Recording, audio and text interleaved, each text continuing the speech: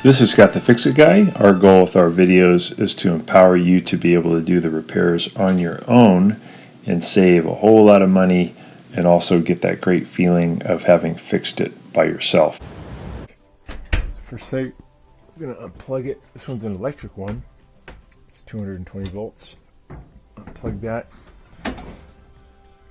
We're going to take out these two Phillips head screws. We're going to take out these two Phillips head screws. They're kind of holding on the top, and we have to remove the top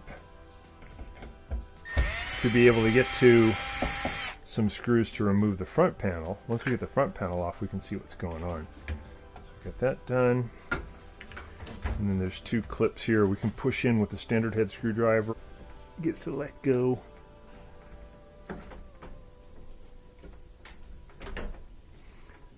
you have to push in on this thing, right? And that makes it let go. Greatest design. There you go. Felt like it was letting loose. Okay, so I pulled it and it let go. So I'm going to hinge this back, this out of the way. We have to separate this one. Careful this thing doesn't hit you in the thumb. That would hurt.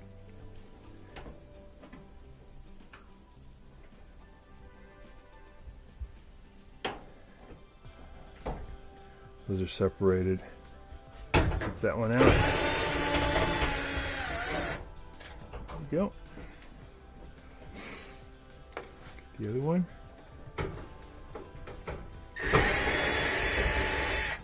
There we go. And then pull this out toward us. And then we have to lift up a little bit. There's two clips at the bottom. There's that one. So the front panel's off. Get that out of the way. Here, we try to turn it. It just doesn't want to move because the motor's probably just wiped out the bearing shot. So we're going to get this belt off by pushing the idler wheel to your right. See, it loosens it, and you can get it off the pull.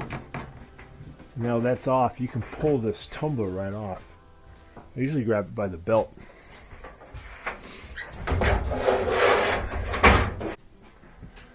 So when these motors go bad, the bearing in there kind of freezes up, and then you basically can't turn this thing, and that's why the motor will just hum, or it might run for a little bit, but it'll overheat really fast because the motor's just working too hard to try to overcome the frozen bearing.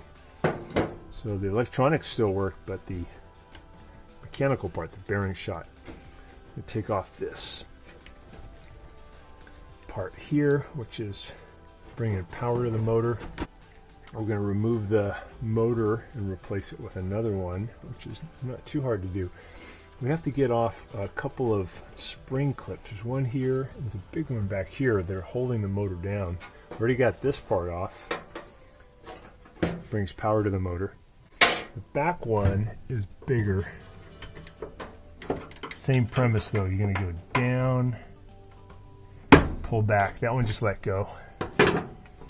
These are holding the motor down. So we're doing good. We almost got it off. There's something back here that's part of the blower wheel. It's a square plastic, and we're gonna get that and unloosen it. We're gonna try to keep that stationary, and we're gonna turn this one to the right. You know, we're used to the righty-tighty idea, but it's kind of reverse threaded. So we're going to get something on there to hold it, and then we're going to use a lot of pressure to get this to go to the right, and that'll spin it off. And it's sometimes on there pretty tight.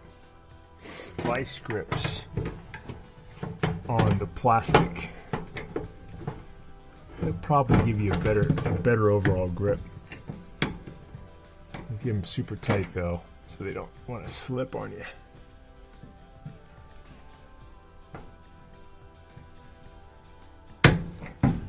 tight. So isolate that one.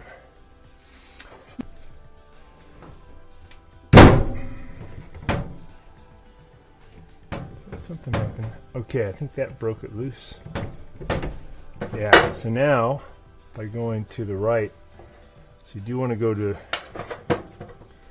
when you do that, you do want to go to your right. So you're going to be going clockwise. Let me go ahead and remove this clip again by press down here. And use it like a lever. It's actually better to use even a bigger standard head than this one. This one's so-so. This is a medium size. There we go. That one came off. Okay.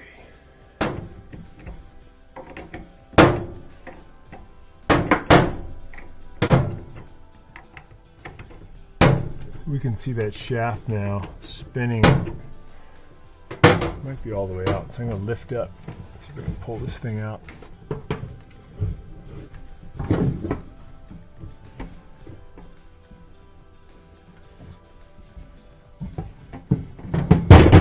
There we go. That's the threads you're getting off. And I'm going to flip this over, get the motor out. I think these are about anywhere between $60 to $100 a new motor. And this one we don't have to have any special kind of wiring. We can just plug the new one right in. So there's the shaft. That one's going to go into the blower wheel.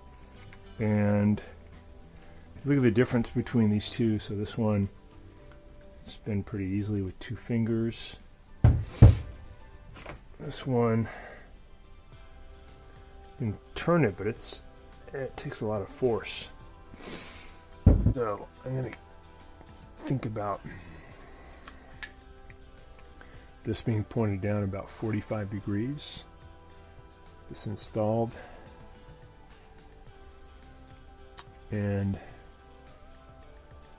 if you look on this front one, there's a notch, and there's a little piece right there. It's hard to see on camera, but there's a plastic notch that's going to fit in there if you get it in there right. So the orientation would be about like that. So first thing is we're going to get the shaft to go in there. Try to get this forward a little bit more. Finagle that angle. And to get this to tighten, I'm going to go to my left. So lefty tighty. Kind of weird. Right. And I'm going to line this up now in its bracket. So that goes in there. We get this blue one up on top of that rim. There we go. Okay, that's in the right position. It's on this metal piece. Front one, it's going to line up that plastic notch right there, right there. It's good. Okay, and we're going to tighten this up. You can kind of see as I go, I'm going left. I'm going lefty-loosey, but it's actually tightening. See it pulling the blower wheel? Getting tighter. So now that it's getting there, if you grab that plastic thing again, you don't have to get this super tight, but you just want to go to your left this time. And that's all it takes to tighten that. Done.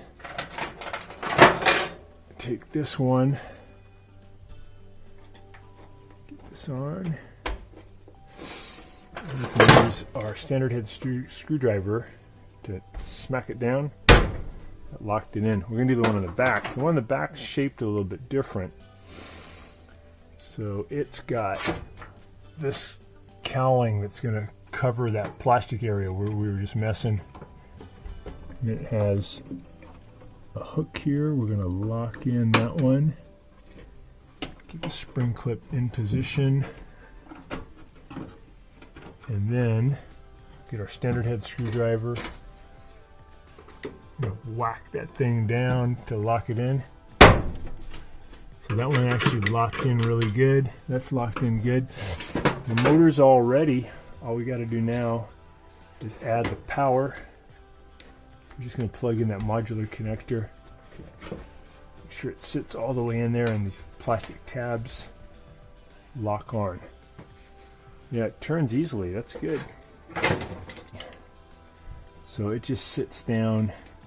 This part sits down inside there, and then it puts pressure on the belt. Just let it like that for now. So we're going to put the tumbler back in, drum. So I'm putting the drum back in. There's these little channels that help me get it in, and get it back onto the rear bearing. It's right here. The belt in position. I'm just putting the belt kind of on the same spot where it was. It's good. Just gonna spin that. All right, I want to make sure it's going to stay there. So, all right. So to do the belt, I'm going to get my idler wheel in position. Get the belt on top of that.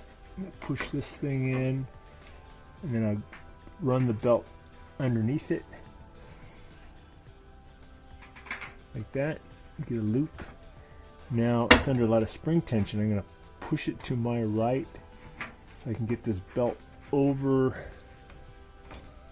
the motor pulley like that. Looks good, looks straight.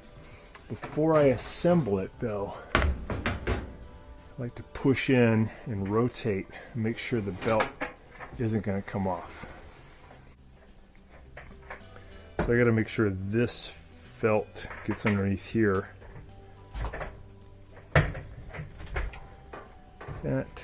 And I'm going to have to lift the front panel up a little bit higher than I want. Get it to fit on the bottom clips.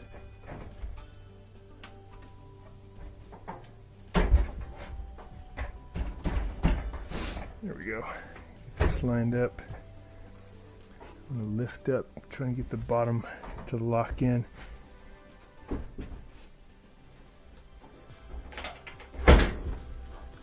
That locked in on its clip. I'll do the other side now. So lift up. That one just locked in on its bottom clip.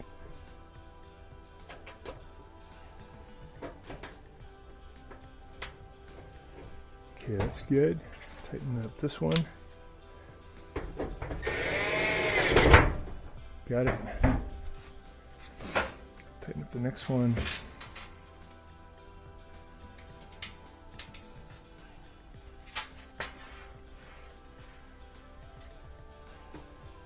I'm going to reconnect these two. Click.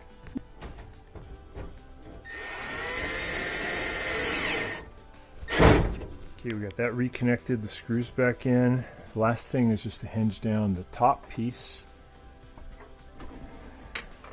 It's going to fit back on these little clips. And then we'll put in the two Phillips head screws here. Yep, those screws. This is a KitchenAid dryer, but it's really made by Whirlpool, and I think this is one of Whirlpool's best dryers. This Series 70, Series 80, Series 90. Really tough. Lasts a long time. That one back on. Close this one. And then we'll go ahead and start it up.